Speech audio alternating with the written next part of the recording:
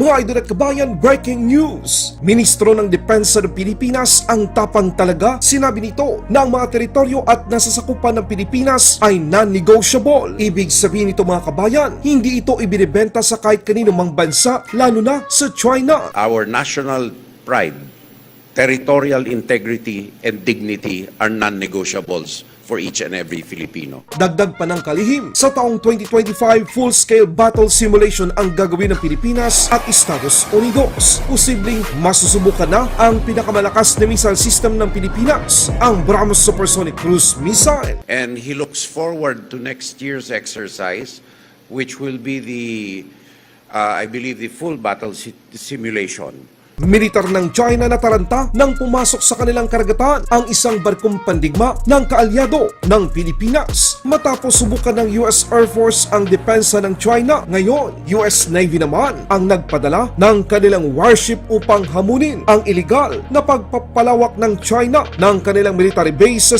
South China Sea. Ang lakas talaga ng Amerika, dalawang bagong barko ng Pilipinas para sa Philippine Navy, made in Philippines. Nilagyan ng mga water cannon.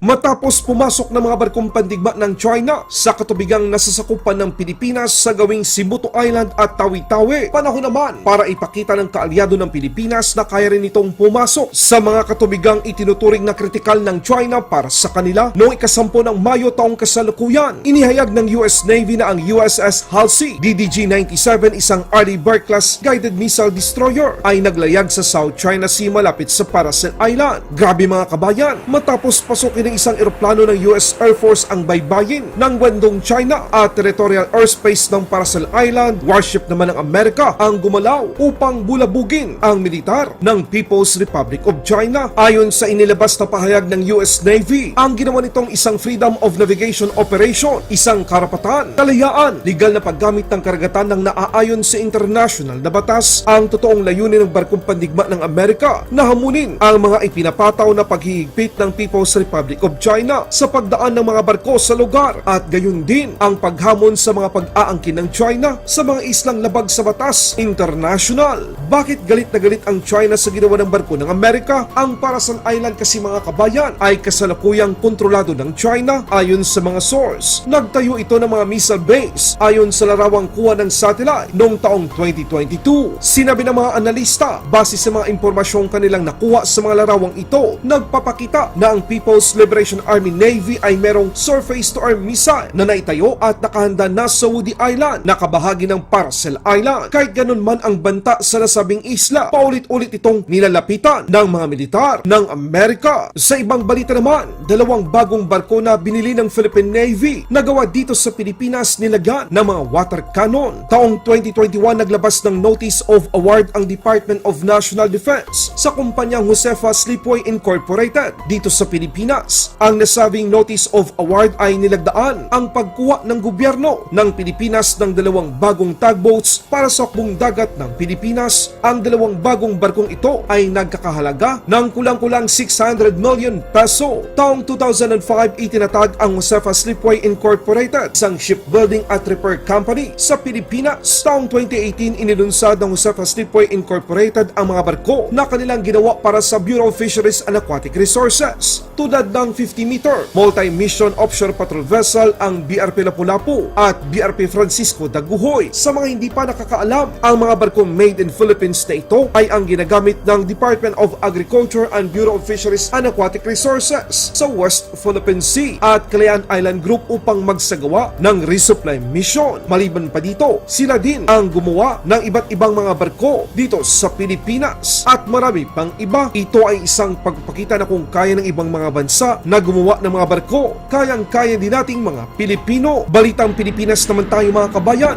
Full-scale battle simulation ang gagawing pagsasanay militar ng Pilipinas at Amerika sa taong 2025. Ito ang binitawang salita ng matapang na ministro ng Depensa ng Pilipinas sa pagtatapos ng Balikatan Exercise 2024. Grabe, dito na rin siguro natin masasaksihan ang posibleng paglunsad ng Armed Forces of the Philippines ng pinakabago nito at pinakamalakas na missile system system, ang BrahMos Supersonic Cruise Missile. Dagdag pa ng kalihim ng depensa ng Pilipinas, ang ating mga nasasakupan at teritoryo ay non-negotiable. Ibig sabihin nito, hindi pwedeng maipagbibili sa kahit anong dayuhang bansa, lalo na sa China. I was with our president yesterday and informed him that today would be the closing ceremonies of the Balikatan. And he extends his congratulations to both armed forces and all those who participated for the successful conduct of this year's exercise. And he looks forward to next year's exercise, which will be the, I believe, the full battle simulation, which will put to the test the combined capabilities in the most realistic of scenarios possible, with safety in mind. And after this exercise, both sides will go back to the drawing board. The President, no less, is waiting for an extensive debrief of our successes, but more so of our gaps and what we need to fill in capabilities, in interoperability, in human resource capabilities too, and in sustainment, which is extremely important for the continuation of bilateral and multilateral cooperation going forward. And I have told the armed forces of the Philippines that we will be increasing the pressure continuously for them to evolve as soon as possible into a multi-threat, multi-theater operating armed force consistent with the archipelagic doctrine nature of our country and the necessity for defending it in a proactive and not a passive manner. In the same vein, exercises such as this should be continued because for us men who are consigned to the kitchen at home, we know the worst thing in a kitchen is a dull knife. And a good chef hones the knife every day. This is what we should do, and this is what we are going to do.